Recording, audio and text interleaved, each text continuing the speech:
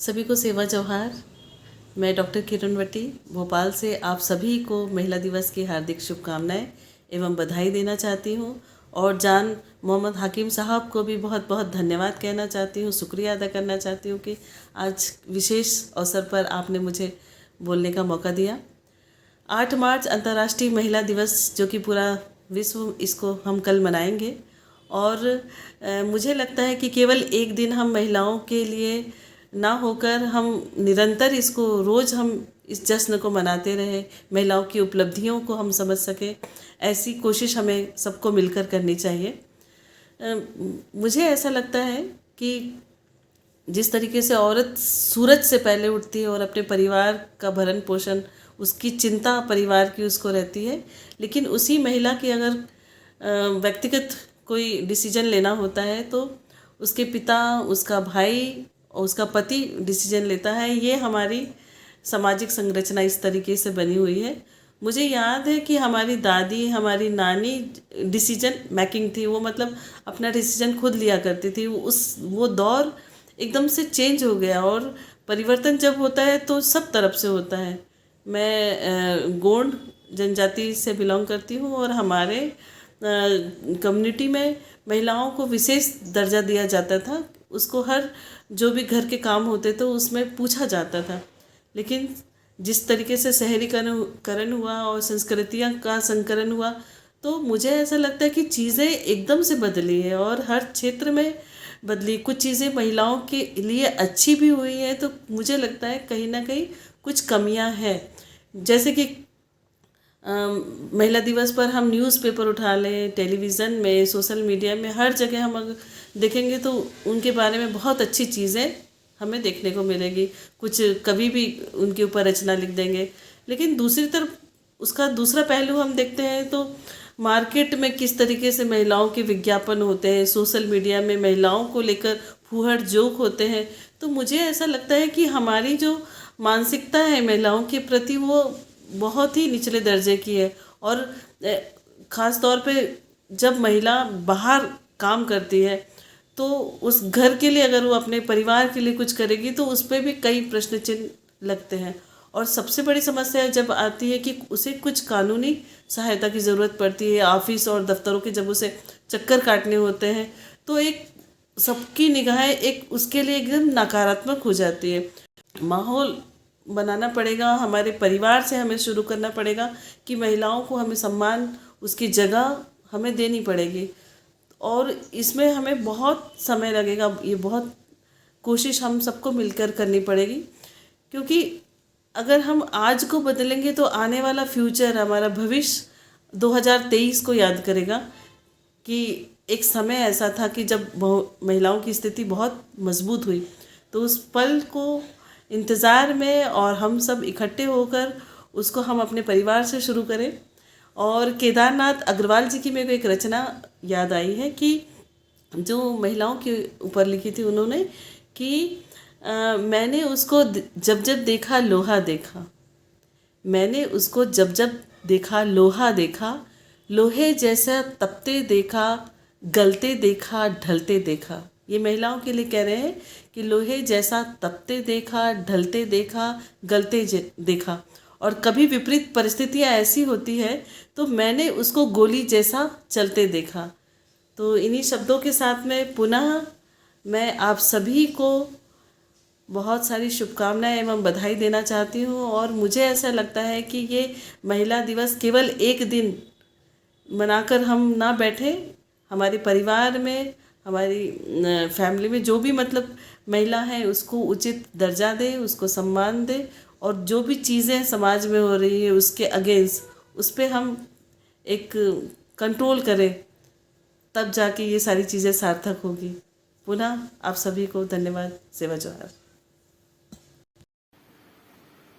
मेरा नाम कुलसुम चौधरी है, मैं ज़िला रियासी से हूँ। आज यानी 8 मार्च आलमी यौम ख़वातीन। इस दिन को मनाने का मकसद दुनिया भर में मर्दों को ख़वातीन की अहमियत से आगाह करना है और लोगों में ख़वातीन पर तशद्दुद की रोकथाम के लिए पेशकदमी की तरगीब देना है।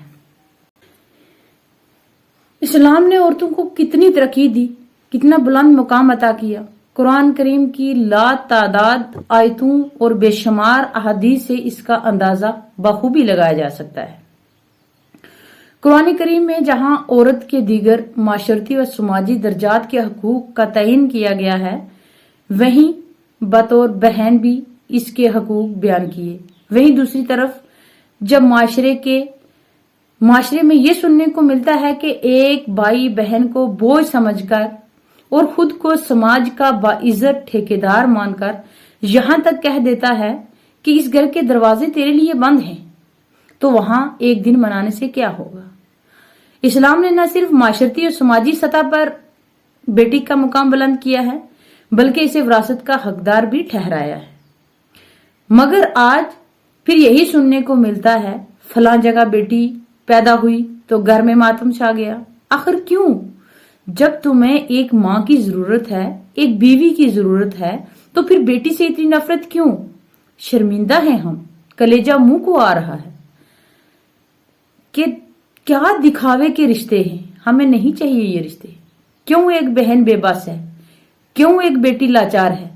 जब तक इन रिश्तों में एहसास की खुशबू ना आए, तब तक सिर्फ दिन मनाने से कुछ नहीं होगा। कुरान करीम में अल्लाह ताला ने नस्ल इंसानी के तसलसल व बका के लिए अज़दवाजी जिंदगी और खानदानी रिश्तों को अपनी नेमत करार दिया है। इसके साथ ही बीवी के रिश्ते की अहमियत और इससे हुस्न सलूक की ताकीद फरमाई। जोहार, आप सभी को अंतर्राष्ट्रीय महिला दिवस के अवसर पे मैं अपनी ओर से और अपनी आदिवासी बहनों की ओर से हार्दिक शुभकामना देती हूँ। आज का दिन हम सभी महिलाओं के लिए बहुत खास है, बहुत विशेष है। आज के दिन हम सभी लोग एक दूसरे को और करीब से जानने पहचानने की कोशिश करते हैं। साथ ही जो इतने लंबे समय से हम काम कर रहे होते हैं अपने अपने क्षेत्रों में, उन सभी क्षेत्रों में हमने क्या काम किया है और क्या उसमें छूट गया है, इन सब चीज़ों पे बात करते हैं। मैं आज आप लोगों के सामने हमारा जो झारखंड है, झारखंड में हम आदिवासी महिलाओं की जो स्थिति है उस पर थोड़ी सी बात करूँगी। हमारा छोटा सा राज्य जो सबसे धनी राज्य के रूप में जाना जाता है, लेकिन इस धनी राज्य में हम महिलाओं की और ख़ास करके आदिवासी महिलाओं की जो स्थिति है उस पर दो बातें आपके साथ साझा करती हूँ। पिछले दिनों जब मैं जम्मू कश्मीर गई थी तब मैंने वहाँ की स्थिति देखी थी और उसके हिसाब से मैं देखती हूँ कि हम यहाँ की महिलाएं किस हालत में हैं, क्या कर रही हैं, किस किस मुकाम पे खड़ी हैं। निश्चित रूप से झारखंड की आदिवासी महिलाएं संघर्षरत हैं, लगातार हर एक मोर्चे पे लड़ रही हैं और जूझ रही हैं उन तमाम समस्याओं से जो उनको एक महिला होने के हक से महरूम रखता है।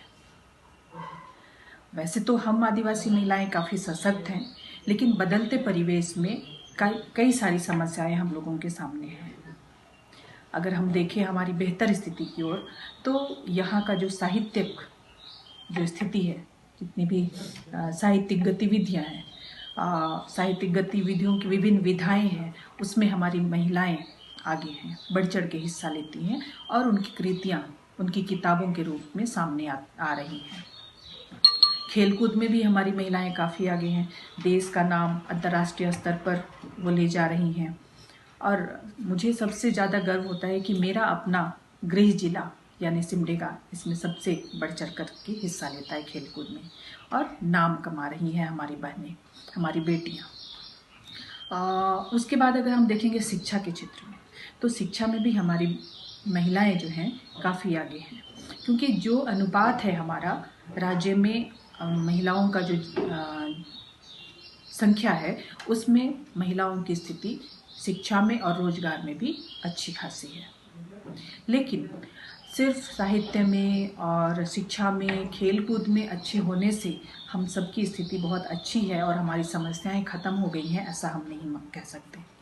क्योंकि जो हम महिलाओं को रोज़ दिन झेलना पड़ता है और इस देश में एक नागरिक होने का हक जो हमको संविधान देता है, वो हक हमको कितना मिला है, ये पैमाना तय करेगा कि हमारी स्थिति क्या है। क्योंकि अगर हम स्वास्थ्य की दृष्टि से देखते हैं तो हमारे जो इंटीरियर गांव हैं वहाँ पे जहाँ हम आदिवासी महिलाएं रहती हैं वहाँ पे हॉस्पिटल्स का ना होना, प्राइमरी हेल्थ सेंटर का ना होना, वहाँ मेडिसिन नहीं होना, नर्सिंग स्टाफ का नहीं होना, ये हमारे लिए बहुत मुश्किल समस्या है। क्योंकि संसाधन नहीं है जो हमको शहर की तरफ ला सके। अभी भी बहुत सुदूर इलाके हैं जहाँ पे साफ पानी पीने को नहीं मिल रहा है, दवाइयाँ नहीं मिलती हैं, समय पर डॉक्टर नहीं मिलते हैं। दूर से लोगों को खाट में उठा करके शहरों की तरफ जो नज़दीक के कस्बे हैं वहाँ पे लेके आना पड़ता है। और ऐसे में कई सारी दुर्घटनाएं घटती हैं, महिलाओं की मृत्यु हो जाती है। मातृ शिशु दर को देख लें या फिर शिशु मृत्यु दर को देख लें, ये जो है ये हम लोग फेस करते हैं। तो क्योंकि जो हमारे परंपरागत जो दवाइयाँ थी, जो चिकित्सा व्यवस्था थी, वो लगभग ख़त्म हो गई है और हम लोग डिपेंड कर गए हैं जो सरकारी व्यवस्थाएं हैं उस पर। तो सरकारी जो सुविधाएं हैं वो हम तक नहीं पहुंची हैं और जिसका खामियाजा हमारी महिलाओं को स्वास्थ्य के हिसाब से चुकाना पड़ता है। वो एनीमिक होती जा रही हैं, उनके खान पान पर बहुत असर पड़ा है और भी ऐसी कई सारी गंभीर बीमारियां भी हैं। लेकिन ये अच्छी बात है कि कोरोना से ग्रसित हमारा इलाका नहीं रहा। हाँ, दूसरी बात ये ज़रूर है कि हमारे यहाँ जो श्रम का सम्मान होना चाहिए वो नहीं है। हमारी जो आदिवासी महिलाएं हैं वो बहुत श्रम करती हैं, हर एक क्षेत्र में वो श्रमशील हैं, लेकिन उनको श्रम का उचित जो पारिश्रमिक मिलना चाहिए वो नहीं मिलता है उनको। उनके साथ जगह जगह पे छेड़खानियाँ खाड़ियाँ होती हैं, बदसलूकियाँ होती हैं, दुर्व्यवहार होते हैं उनके साथ और उनको जो सम्मान मिलना चाहिए वो सम्मान नहीं मिल पाता है और ना ही उनको कोई न्याय मिल पाता है। इसके साथ साथ अगर हम देखेंगे कि आर्थिक स्थिति जो हमारी है, महिलाओं की आर्थिक सामाजिक जो स्थितियां बदल रही हैं उसका प्रभाव भी हमारी महिलाओं पे पड़ रहा है। लगातार घरेलू हिंसा बढ़ रहे हैं, महिलाओं पर हिंसाएं बढ़ रही हैं, लेकिन जो न्याय की प्रक्रिया वो बहुत धीमी है और वो उनको नहीं मिल पाता है। त्वरित तो भी नहीं मिलता है और देर से जो प्रक्रिया है उसके तहत भी उनको नहीं मिल पाता है, जिससे वो पीड़ित हैं। सामाजिक व्यवस्थाओं में जो ये जो औद्योगिकरण हो रहा है, सामाजिक व्यवस्थाएं उसकी वजह से छिन भिन्न हो रही है और सामाजिक व्यवस्थाओं के छिन भिन्न होने की वजह से भी जो मदद मिलनी चाहिए या जो न्याय उनको मिलना चाहिए वो नहीं मिल पा रहा है। तो ऐसी कई सारी चीज़ें हैं जो समाज में सामाजिक, आर्थिक, राजनीतिक परिदृश्य जो बदल रहे हैं, आधुनिकीकरण कर सकते हैं, औद्योगिकरण कर सकते हैं, इन सब की मार हमारी महिलाएं झेल रही हैं और यही वजह है कि संघर्षरत ज़्यादा है हमारी महिलाएं, वो हर क्षेत्र में आपको मिलेगी। लेकिन तब भी हम ये उम्मीद करते हैं कि हमारा जो संघर्ष है एक दिन रंग लाएगा और न केवल सरकारें बल्कि हमारा समाज, हमारा आस पड़ोस का जो माहौल है वो भी बदलेगा और महिलाओं को एक सम्मानजनक स्थिति मिल पाएगा। उनको एक अच्छे और बेहतर नागरिक होने का जो अधिकार है वो उनको मिल पाएगा, वो हक उनको मिल पाएगा। धन्यवाद। अस्सलाम वालेकुम। मैं नसीम अख्तर जम्मू थी। जिस तरह तमने पतो है कि सारी दुनिया में योम ख़वातीन बड़ा जोशो खरोश संग मनाया जा रहा है। वैसे तो सारा दिन मारा है, लेकिन क्यों जे आज का दिन हमारे संग मनसलक किया गया है, तो आज का दिन की निस्बत संग मैं अपनी तमाम पहनाना मुबारकबाद करूँगी और यो भी इल्तमास करूँगी कि आज का दिन ना सिर्फ मनानो नहीं और इसना भूलने जानो, बल्कि आज हमने यो गौर फिक्र करना है कि हम कित कमी का शिकार हैं, हमने किस किस फील्ड में काम करना ज़रूरी है, चाहे वो फील्ड हेल्थ है, हाइजीनिक कंडीशंस पर काम करना है या एजुकेशन पर काम करना है। जिस वक्त तक हम आप अपनी हालत ना नहीं सुधारांगा उस वक्त तक चाहे गवर्नमेंट जितना भी स्टेप चुक ले है या दूसरी जितनी भी तंजीम हमारी मदद करेंगी तो हमारी हालत में सुधार नहीं आ सकता। अगर कोई इंसान मुल्क की सतह पर कम नहीं भी कर सकता है, रियासती सतह पर कम नहीं भी कर सकता है, लेकिन अपना आंढ गुआंढ में, अपना आस पड़ोस में हमने देखना है, अगर कोई ज़रूरतमंद है और हमने लगे कि उसकी मदद करना ज़रूरी है तो उनकी मदद करनी है और हर तरीका संग अपनी कौम की खिदमत करनी है, अपनी सोसाइटी की खिदमत करनी है।